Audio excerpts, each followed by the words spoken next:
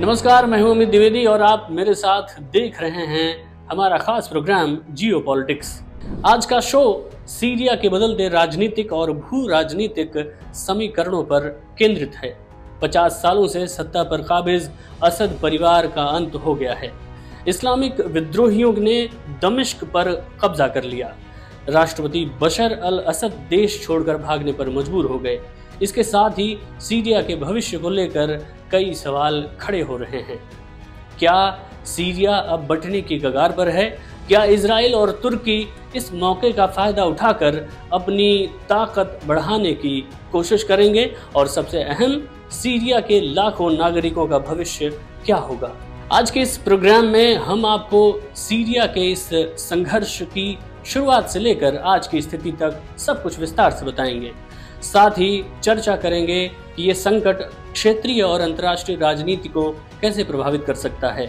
आइए शुरू करते हैं। तो सबसे पहले बात करते हैं कि आखिर सीरिया में हालात यहाँ तक पहुँचे कैसे। 2011 में अरब स्प्रिंग के दौरान लोकतंत्र की मांग करते हुए विरोध प्रदर्शन शुरू हुए, लेकिन इन प्रदर्शनों को दबाने के लिए असद सरकार ने जिस क्रूरता का सहारा लिया, उसने पूरे देश को गृह युद्ध में धकेल दिया। 2011 से लेकर अब तक यह गृह युद्ध कई रूप ले चुका है। असद सरकार, विद्रोही गुट, इस्लामिक कट्टरपंथी और अंतर्राष्ट्रीय ताकतों के बीच यह संघर्ष एक गृह युद्ध बन गया।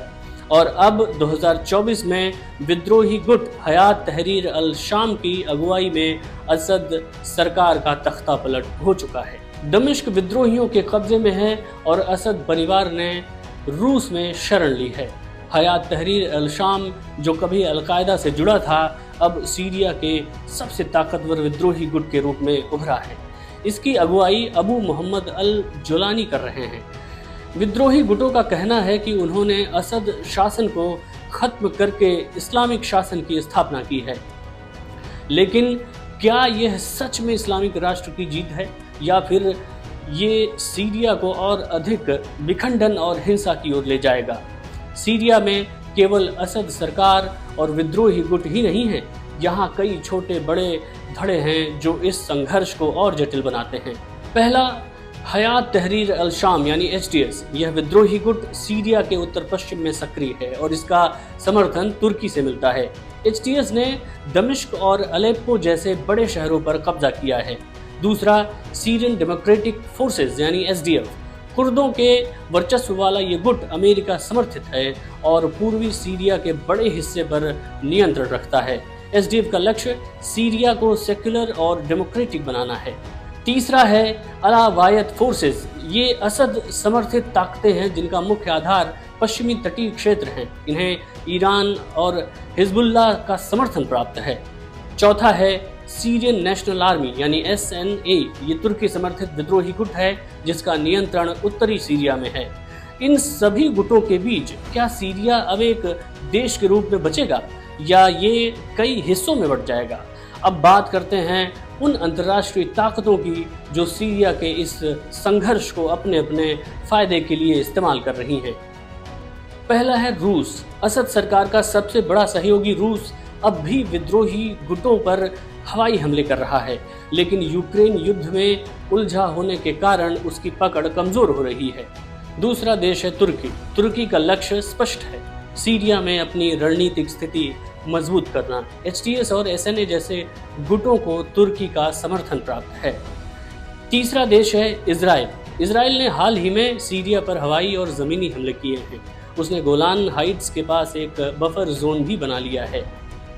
चौथा देश है ईरान। ईरान ने असद सरकार को हिजबुल्लाह और अन्य मिलिशिया के जरिए समर्थन दिया है, लेकिन हालिया घटनाओं ने उसकी ताकत को कमजोर कर दिया है। पांचवा देश है अमेरिका। अमेरिका SDF का समर्थन करता है, लेकिन उसका ध्यान सीरिया के बजाय व्यापक क्षेत्रीय स्थिरता पर है।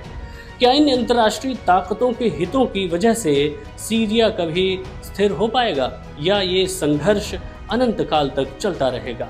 इस संघर्ष के सबसे बड़े पीड़ित हैं सीरिया के आम नागरिक। 13 साल से जारी इस युद्ध ने 5 लाख से ज्यादा लोगों की जान ले ली है और 1.2 करोड़ से ज्यादा लोग विस्थापित हो चुके हैं। आज अलेप्पो और इदलिब जैसे इलाकों में लाखों लोग बमबारी और हिंसा के बीच फंसे हुए हैं। खाना, पानी और दवाओं की भारी कमी है। संयुक्त राष्ट्र और अन्य अंतर्राष्ट्रीय संगठन बार बार अपील कर रहे हैं कि सीरिया में शांति प्रक्रिया शुरू हो, लेकिन जब तक बड़े देश अपने हितों को दरकिनार नहीं करते, ये असंभव लगता है। तो क्या सीरिया को कभी स्थिरता और शांति मिलेगी, या ये देश हमेशा के लिए एक युद्ध क्षेत्र बनकर रह जाएगा?